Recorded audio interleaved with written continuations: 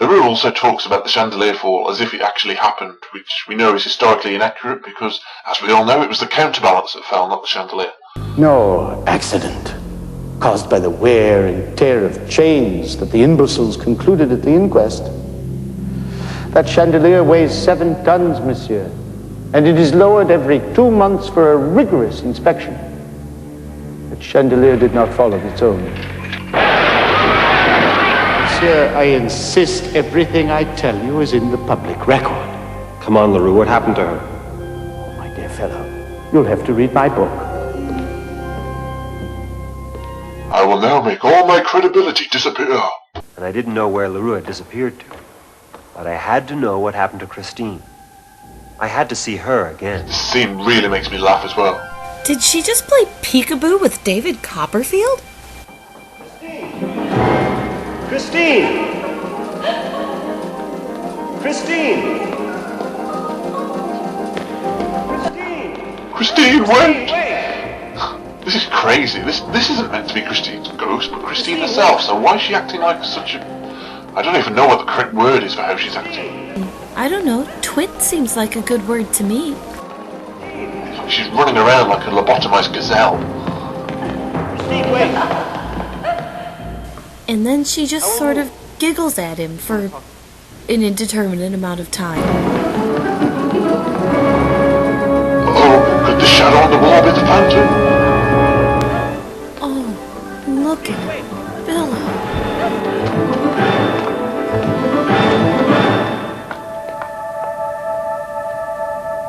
She led me to the spot where she met her lover, Raoul. The roof of the opera was their secret meeting place.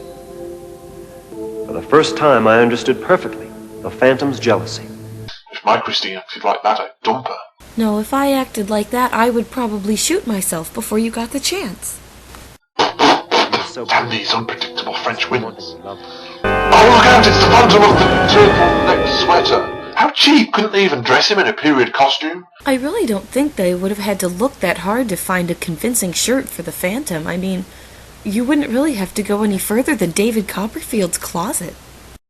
Hello there, manly collarbones. It was from that moment that I truly believed in the terrifying power of the Phantom. Is he referring to his power to frighten modestly sized groups of pigeons? Looking back on my rooftop experience, I wondered who was this man who terrified all of Paris, who ruled the Paris Opera House, and who nearly sent me to my death on the roof. Why didn't Copperfield levitate out of the way? After my own recent experience, I now saw the Phantom as very different from the one conjured in the movies. After my encounter with Christine and the rooftop incident, my own feelings were sparked with fear. I knew now what the Phantom was capable of doing. Yes, the Phantom is capable of knocking me over and frightening pigeons. Don't you think this 19th century skyline looks very 1980s? Unperturbed by his brush with death, David Copperfield investigates some more. He goes down into the catacombs and tells us more about the history. It was like a maze, passages branching at every turn. I kept thinking of the terrible accounts I'd read of the prisoners. How many had crawled out of here to feel the sun in their faces? How many had perished? I started to feel panicked. The idea grew that I might be lost and never get to see the daylight again myself. My young friend, if seeking the truth is your pastime, it can be most dangerous. And he also bumps into LaRue, who obviously likes to spend his leisure time down in the sewers. Copperfield finds a convenient boat and leaves behind the cameraman, who also slipped back in time with Copperfield. So now he obviously has to wade his way through the sewers to get these lovely shots of the Phantom who's coming to kill him. There's not much more to say about this really. David Copperfield finds the Phantom's lair, and all is empty save for a few artifacts. Unfortunately, I can't really tell you much more because my copy's missing the ending, but that's probably a good thing. Apparently what happens next is David Copperfield emerges in the modern day and then spouts more rubbish about how the Phantom probably killed Christine. I've had enough of trying to make sense of this garbage. This is the worst thing to happen to David Copperfield's career since the Masked Magician showed everyone how his magic tricks are done. David Copperfield should have made this documentary disappear.